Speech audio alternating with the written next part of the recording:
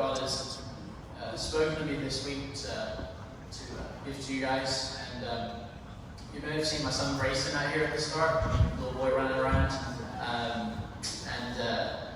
Yeah, he is like, he's running everywhere at the moment. And it was funny because I came in this morning and I was chatting to Jake out here in the hallway, and he was kind of looking at my neck funny.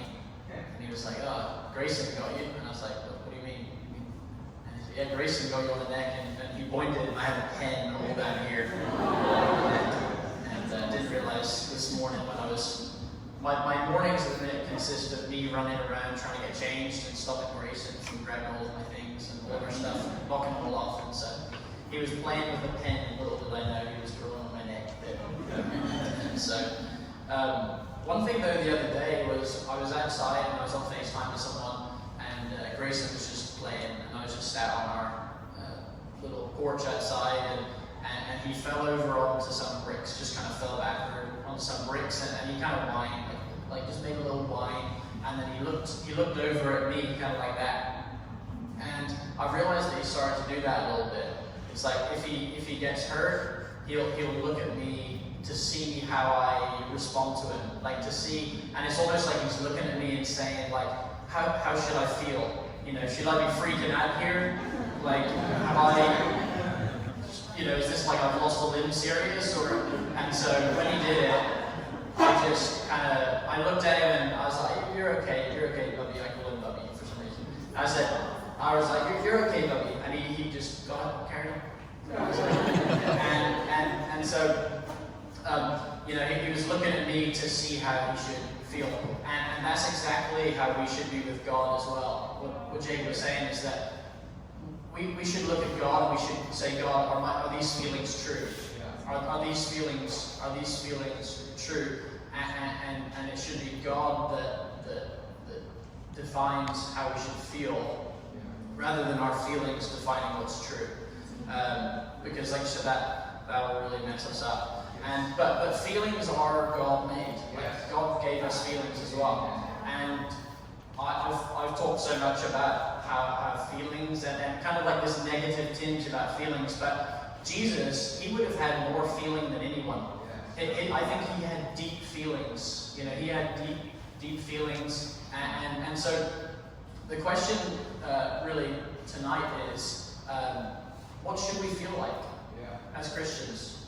What should we feel like as Christians? And I think that the way that we answer this question could either mean us walking in condemnation, and I'll tell you what condemnation is if I can really quick, so I'm going to be saying it quite a bit. I would describe condemnation kind of as just overwhelmed with like guilt, like I'm just doing stuff wrong. I'm just wrong, I'm bad, it's all, and the thing is we're thinking about ourselves the whole time when we do that. But it's almost like every door in the room is shut and you're just stuck there and you're just bad and wrong. And so the way we answer this question could potentially if we answer it wrong, could make us be condemned a lot.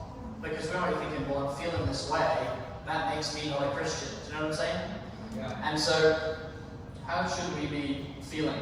And I would say, if those people are being honest, that they would say that when you walk with Jesus, that you should have this like consistent good feeling.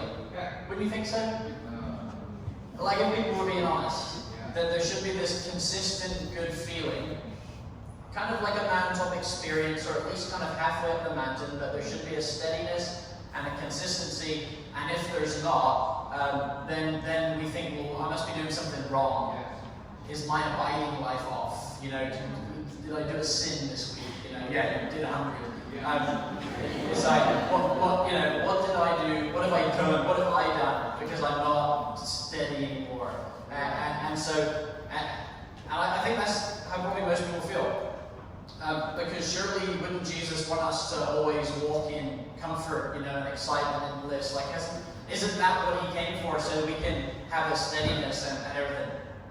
And that I would say is pretty accurate with the modern idea of Christianity. How often have you heard pastors say, when you become a Christian, all your problems don't just go away? Like, they're saying that it isn't like that. And if we look back to a good example of what Christianity should feel like, we can look at Jesus. We can look at the men who are the most close to him and look at their lives and think, I wonder how they felt in their daily lives. And think of Jesus. He had a whole lot of stress, didn't he? He had a whole lot of anguish. So it's not sin to feel that way. It would probably be bad sometimes if we didn't feel that way. He had sorrow and anger, and then he eventually died like a really horrible, horrific death. And then when you think of his followers, they had similar experiences of stress. Like a whole lot of the New Testament is Paul just rebuking the church. You're doing this wrong. Like you've got it wrong again. And he's just like kind of getting angry with them. And their lives are similar, followed by persecution, torture, death by stoning, boiled in oil, crucifixion.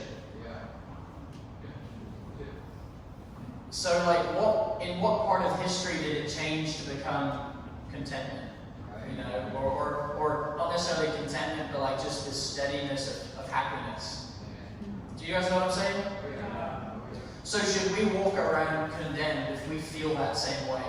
Should we walk around feeling bad about ourselves as if we're doing something wrong? If we feel sad, or if we feel stressed, or if we feel maybe even anxious, should we be condemned about that?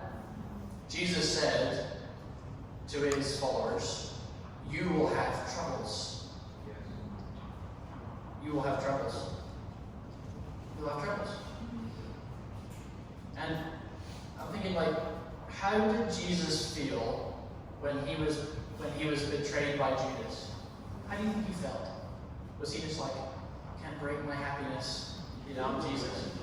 I'm still good. Or when Peter denied that he knew him. Imagine being friends with someone for 3 years, and then someone says, do you know this man?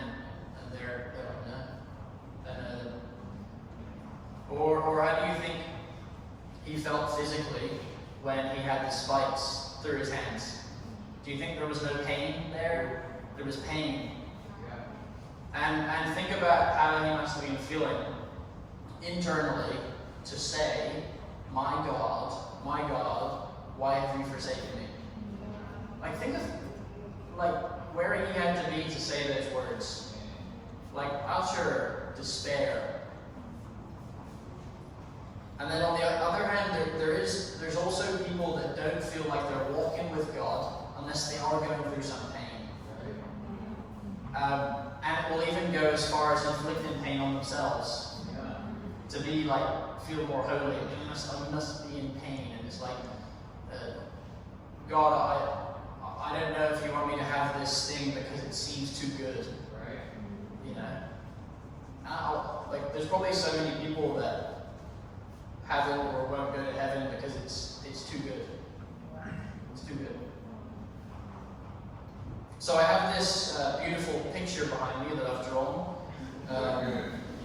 My cousin actually did some work for Disney and Pixar and things, and I think I've got her talent as well. And so it says it right there. It's a mountaintop there, so you have to guess what it is. And my trees, I asked Jake before, do you think they'll know their trees? They kind of look, I don't know what they look like, little paper airplanes or something. They're trees. And if you can't read from the back, it says mountaintop up here in the middle. This one says fantasy life. This valley here says dumb battles. And then this one here says God's battles here. So Peter, Jesus' disciple, he was a man who enjoyed comfort.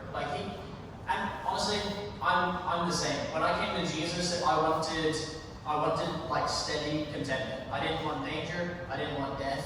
I wanted to cruise through life. I didn't care. I wanted just to be at the same speed. I didn't want the ups and downs. I wanted to have comfort. And he liked the mountaintop. And so there was an instance when Jesus came to the disciples and he was explaining to them how he was going to get killed. And he said he would rise again on the third day, but Peter kind of didn't hear that part. And so Matthew 16:22, it says that after Jesus saying this, Peter took Jesus to the side and began to rebuke him. What the heck? He says, "Never, Lord, this will never happen to you." And Jesus turned and said to Peter, "Get behind me, Satan. You're a stumbling block to me. You do not have in mind the concerns of God, but merely human concerns." Basically, he was saying, Peter, you don't know what you're talking about. It's like, you don't know why I've came, and you don't know that I've came to go through a little bit of pain. And I'm not here for the cruising through comfort life. There's something else at stake here, and you don't get it.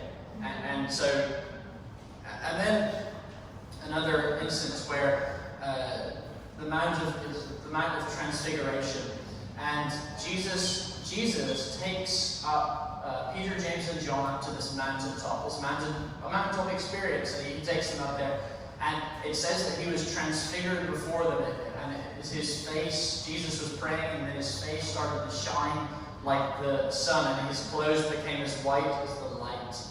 And Moses and Elijah were there, and they were talking with Jesus, and this crazy moment was happening.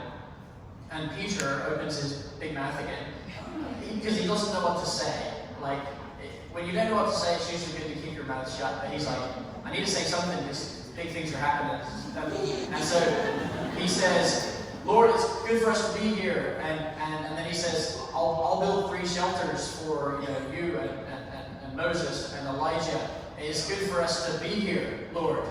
And then while he was still speaking, again, God the Father comes in to rebuke him. And a cloud covers them, and a voice from heaven says, "This is my Son whom I love. With him I am well pleased. Listen to him." Yeah. And what Peter really was trying to do here was he loved that moment, and he said, "I want to stay here. I want to be here with just us. Let's just stay here, in this place." And so maybe you're like Peter. Maybe you've been like Peter. I've definitely been like Peter, and I've tried to pitch a tent, on the mountaintop. On that place with just me and Jesus, and try to stay on the mountaintop for a little bit. And usually what will happen is this: when someone just starts walking with Jesus, what will typically happen is Jesus will take them on a little retreat, and they'll get to meet new people, and it's exciting, and it's fun, and there's adventure, and you're learning new things. And so then it's like, this Christian thing's great. This has changed my life. And so you're on this mountaintop experience. And then you pitch your tent there, and you're like, I'm giving my life to this. I'm staying here. I'm staying with this Christian thing. And you're 2 weeks go by, and a month go by, and then you wake up one day and you're like, where did Jesus go? Right? Like, where did Jesus go? Where did all my friends go as well? I'm feeling a little bit, and Jesus isn't present anymore, and it's because 28 days ago, he left the mountaintop to go back into the valley again. And it was just like a recharge station for Jesus, but we tried to, set up camp there. But he's gone, he's long gone.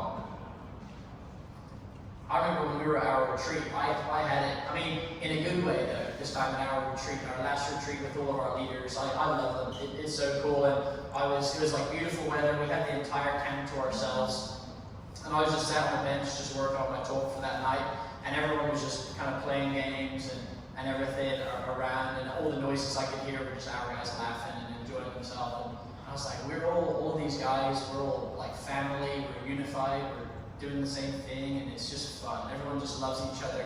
And I was like, we have to go home tomorrow. And I was like, we have to leave it. And so, have you heard of like the camp high before? Like camp, and then they say at the end, like for youth kids, they take them to camp, and then at the end of the week, someone stands up and is like, this can't end.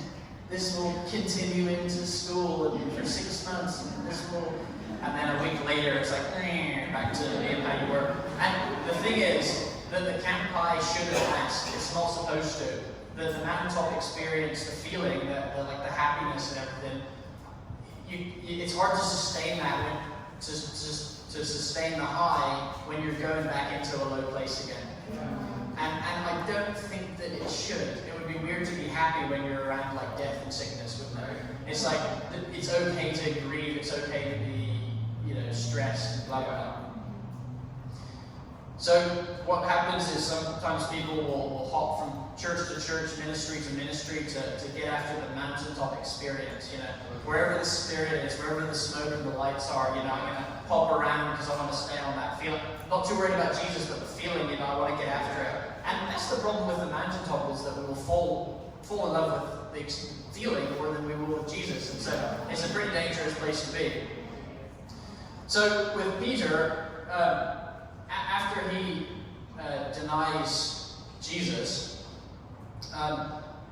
what kind of happened was, because they come up to him and they say, "Do you know this man?" And he's like, "No, I don't know him," because Peter wants to keep himself separated from any kind of pain or affliction, or he's thinking, what could happen to Jesus if I get tied into that? I'm going to be thrown in prison. I know what they're about to do to this. And so he's like, "No, I don't know him." And so he decides that he doesn't want to be a part of God's battle. He's like, "I don't want to go into that valley. I don't want to be a part of that." And so he doesn't go in there. But what happens is he walks into another valley. And so with a mountain, you've got valleys all around it, haven't you? And so there is valleys that are God's battles, but there's also valleys that are just stupid valleys. Just valleys that we've just wandered into. And so Peter decided, I don't want to be a part of God's battle at this point. I'm just going to go into this one. And so what happened was he took the kind of easier way out, and then he falls into this. Imagine how condemned he would have felt, Peter, because he was an emotional guy as well. I bet he was thinking about it all the time, about how dumb he was, and he was just feeling so condemned at the bottom of this pit. And so he's down here just simmering in the guilt and the shame, and then he has choices. Then he's like, well, I can either kind of climb around here to get back to the disciples. He's probably thinking to himself, though, they don't really want to see me, though. Like, I can't go back to my small group. I did this thing. I don't know if they would want to have me. And then he's thinking that Jesus he's in prison. I can't even get to him. He's probably going to die. Like, I can't even, what do I do? And so then he looks at the other side of the other mountain, and it says in Proverbs 14:12, there's a way that appears to be right, but in the end it leads to death. And there's this other place that we can look at, is a fantasy life. It's the American dream in the future. It's the career, it's the home, it's the family. It's all of these things that we think that are going to give us that mountaintop. We think we'll earn it on our own. We'll build it on our own. And it doesn't exist. But it's a fantasy. That's why it's a fantasy. It seems so real. And so what Peter does is he climbs up here. And does anybody know where Peter went to? He went and got in his boat. Beautiful. With a sail.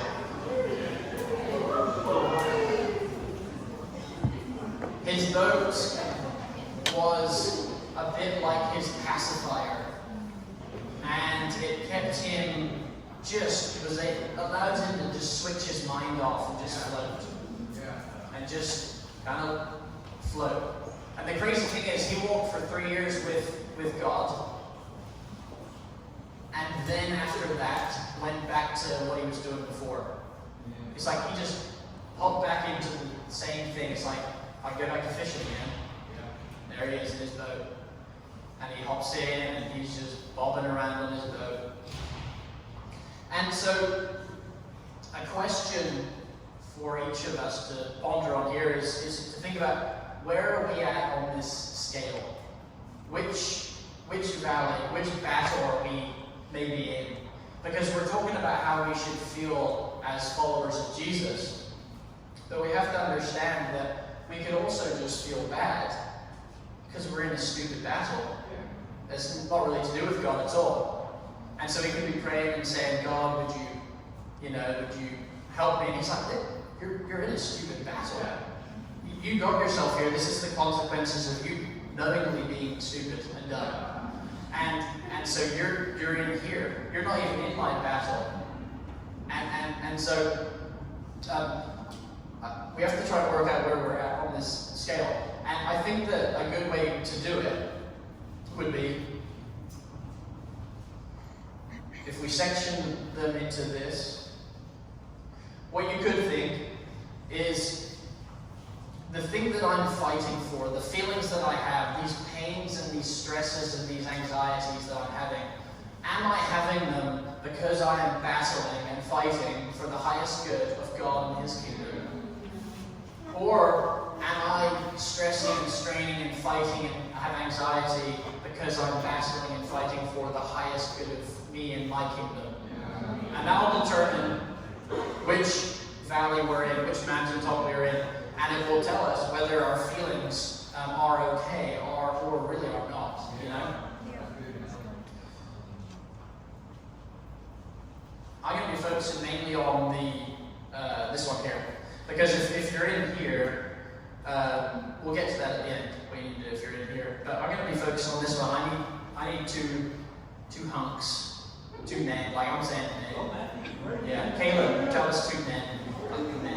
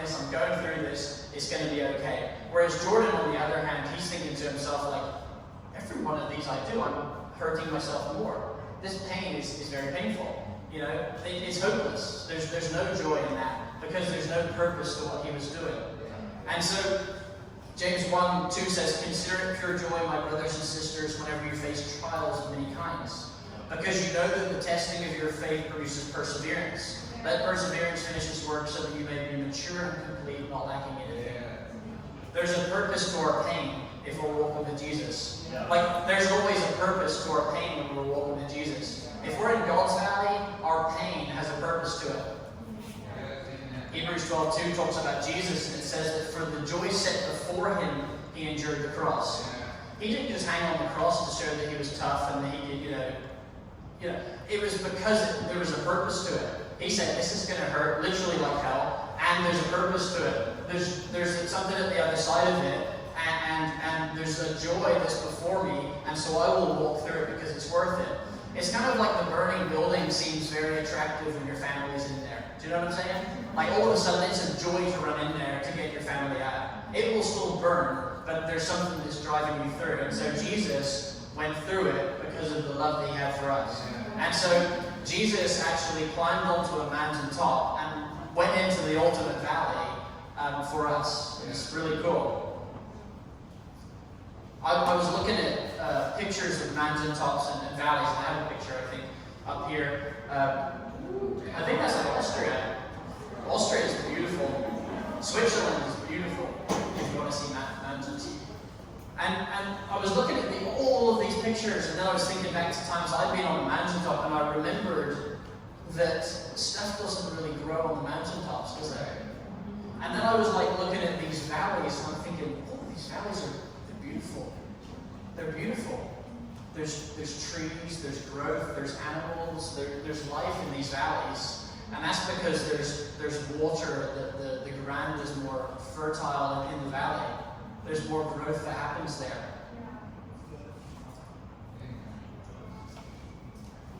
Hebrews 12:7, endure hardship as discipline. Endure hardship as discipline. Remember when your parents used to like spank you, possibly if they spanked you? I got spanked. Remember when they spanked you and you were like, I hate you. I hate you. Don't pretend you weren't thinking that. Or you're like, yeah, I love you. Do it again. You're all sinned there. I'm like in my room, wait till I'm big enough. Yeah. And then in like 10 years later, you're like, yeah, kind of glad. Kind of glad, or else I'd be even more perturbed if they didn't do that. Endure hardship as discipline. God is treating you as his children. That's pretty cool. Yeah. For what children are not disciplined by their father? If you are not disciplined and everyone undergoes discipline, then you are not legitimate, not true sons and daughters at all. Moreover, we have all had human fathers who disciplined us, and we respected them for it after 10 years. How much more should we submit to the Father of spirits and live? Yeah. Talking about our fathers, they disciplined us for a little while as they thought best. Yeah. In their best opinion, they did what they could. What they thought best, but God disciplines us for our good, in order that we may share in his holiness. No discipline seems pleasant at the time, but painful. Yeah. So he's basically saying there's going to be pain. Yeah. Later on, however, it produces a harvest of righteousness and peace for those who have been trained by it. I love this quote by Brother Lawrence. It says, this is really good. The difficulties of life do not have to be unbearable. The difficulties of life do not have to be unbearable. It's the way that we look at them through faith or unbelief that makes them seem so. We must be convinced that our Father is full of love for us and that he only permits trials to come our way for our own good. That's like a relief, isn't it? Yeah.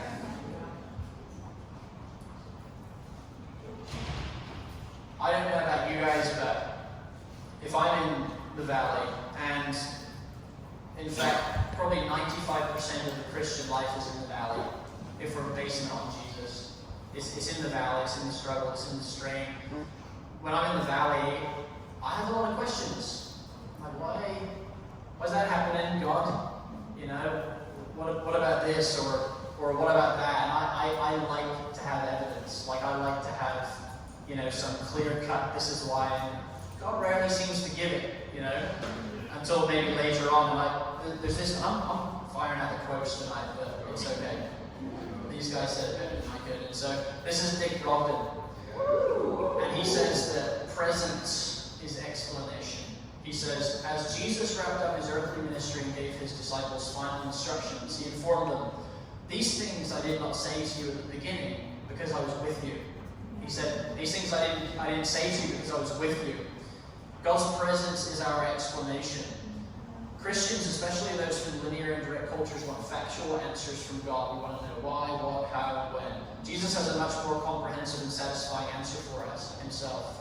He is the answer, an answer that addresses not only the intellect and understanding, but emotion, spirit, soul, and body.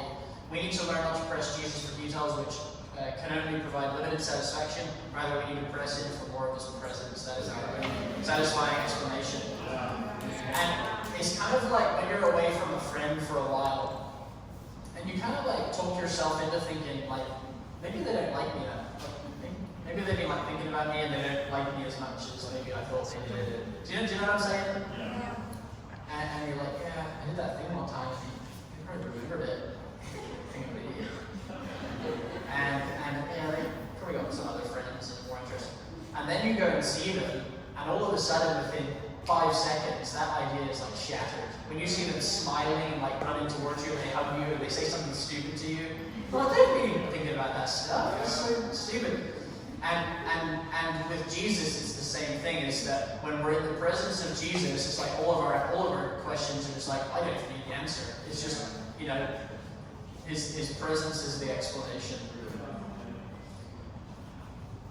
And with a shepherd, the shepherd is closer to the sheep in the valley, in God's valley. The shepherd is more close to the sheep to keep an eye on them, to keep close, because in the valley there's howling, there's, you know, all sorts of dangers, and that's what David was saying. He said, even though I walk through the valley of the shadow of death, I will fear no evil. Why? For you're with me. Not because I know where I'm headed to, not because I see that, you know, not because I've got a gun, not because blah blah blah, it's because Jesus is with me. Because Jesus is with me. Period. We have to remember as well that the mountaintop experience is wonderful. Is wonderful, thank God. That we have these refreshing times and recharge, but it said in that the passage about taking Peter up there to the Transfiguration, it says that Jesus took them there. It says that Jesus led them there, which means that they didn't take themselves there. As in, when we come off the mountaintop experience and say, what did I do wrong? You didn't do anything right to get up there. Jesus took them there. He took Peter there. That experience, we should not sit in it and say, oh, I've done my mining so well. It should be like, God, thank you for your grace. I don't deserve this. Thank you. Recharge me, refresh me for the valley. And when we're in the valley again, after we follow Jesus, we're like, God, thank you that I can be in your fight. I'm excited for the mountaintop again.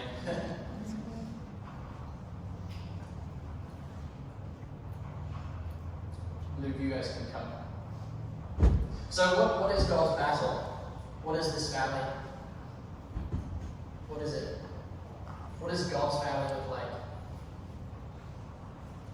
It seemed like when Jesus, every time he came down a mountain or kind of came out of his place of solitude, he runs into just people. It's like instantly. A demon-possessed man came along and grabbed Jesus. It's like straight into the thick of it again. It's almost like when he came off the mountain, he was straight back into business again. He was like straight down to the people again and straight into it. There's this really cool part. I love it. I love Jesus is so cool. I love this part. So Peter's on his boat. He's floating around, just fishing, feeling content.